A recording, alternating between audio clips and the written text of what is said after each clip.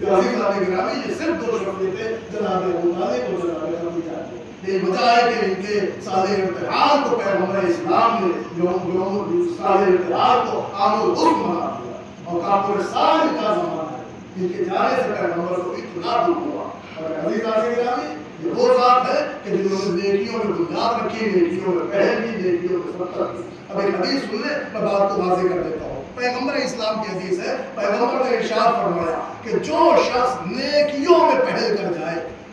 اور اس کی پہل کی وجہ سے، سبقت کی وجہ سے کچھ نیکوکار ہوتا ہے، تو ان نیکوکاروں کو تو نیکیوں کا ثواب ملے گا،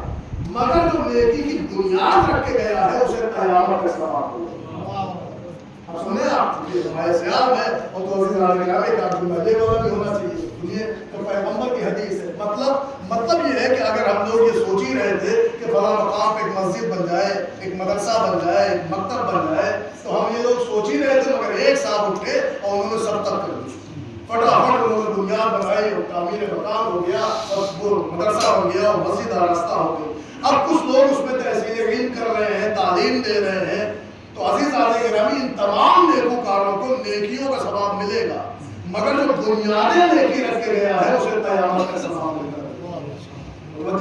جو مسجد بنا کے گیا ہے اسے قیامت تک ثواب ملتا رہے گا۔ مسجد میں پڑھنے والی نسلوں کو پڑھنے کا ثواب ملے گا، مگر جو بنیادیں مسجد رکھ کے گیا ہے اسے قیامت تک ثواب ملے گا۔ اب پیغمبر کی حدیث پہنچی کہ نہیں پہنچی؟ کہیے تو آپ کی خدمت میں ایک جملہ یہی پھر عرض کر دوں کہ پیغمبر نے کہا نیکوکاروں کو نیکیوں کا ثواب ملے گا، مگر بنیادیں نیکی رکھنے والے کو قیامت تک ثواب ملے گا۔ تو مجھے کہنے دو مسلمانوں، تمہیں نعت پڑھنے کا ثواب ربیع الاول میں ملے گا، ابو طالب کو قیامت تک ملتا رہے گا۔ فرمایا کہ اگر کوئی شخص نیکی کی بنیاد پر کیا ہے اور اس کی وجہ سے نیکیاں ہونے لگے تو نیکوکاروں کو نیکی کا ثواب ہے، مگر اگر کوئی بنیاد نیکی رکھ کے جائے تو قیامت تک ثواب ہے۔ آئیے اسی کے برعکس دوسری حدیث پیغمبر کی سنیے، وہ بھی حدیث کیا ہے؟ پیغمبر نے کہا اگر کوئی شخص بنیادیں برائی رکھ کے جائے اور اس کی وجہ سے برائیاں پرچلت ہو جائیں، پھیل جائے، تو ان بروں کو برائیوں کا عذاب ملے گا، مگر جو برائی کی بنیاد رکھ کے گیا ہے اسے قیامت تک عذاب ملتا رہے گا۔ اب آپ ان دونوں حدیثوں پہ چاہے جتنی مثالیں بنا لیں،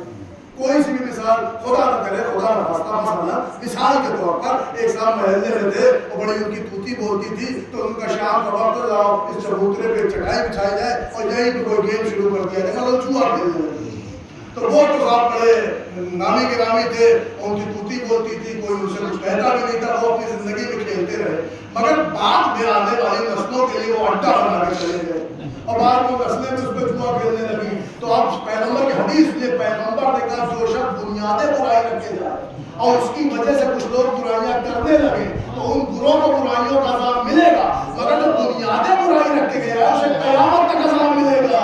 اب مجھے کہہ لینے دیے، میں تو ہر مجلس میں ہاتھ جوڑ کے لوگوں سے کہتا ہوں للہ اپنے کسی بھائی بن کا 1 انچ بھی نہ لیجیے گا، ذرا سی زمین میں گھٹیے گا، ذرا سے کھیت نہ ماریے گا، ذرا سی دیوار میں کھسکائیے گا، ذرا سی بھی زمین نہ غصب کیجیے گا، کیونکہ جو شخص غصب کرے گا اسے غصب کا تو عذاب ملے گا، مگر وہ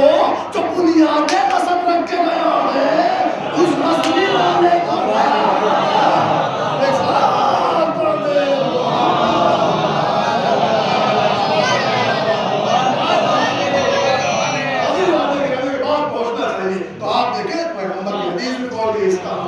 بنیادیں اچھائی رکھ کے جائے اسے قیامت تک اچھائی کا ثواب، اور جو بنیادیں برائی رکھ کے جاتا ہے اسے قیامت تک برائی کا عذاب ملتا رہتا ہے۔ تو عزیز گرامی اس کا مطلب سبقت اللہ کی نظر میں سبقت کی اہمیت ہے، مگر یہ کہ سبقت نیکیوں میں ہو، سبقت اچھائیوں میں ہو۔ حالانکہ عالم اسلام و دائرہ اسلام میں کچھ چیزیں ایسی بھی ہیں جو سبقت کی وجہ سے ان کا اپنا ایک الگ محاذ ہے، ایک الگ مقام ہے۔ مثلا